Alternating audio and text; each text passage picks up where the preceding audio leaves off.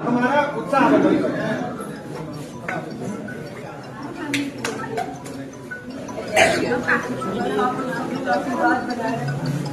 आशीर्वाद की जरूरत पड़ती है, बहुत भारी मोटी सी दुकान है, उनको प्यार तो आप लोगों का दिख ही रहा है, ऐसे ही प्यार और आशीर्वाद सेवा के भाव से यहाँ पे आना चाहते हैं। वो इंडस्ट्री में थे, हीरो है, उनको पैसे की कमी नहीं है, बस उनका ये था कि जो लोग मुझे आगे बढ़ाए हैं एक बार उनकी सेवा का मौका बस।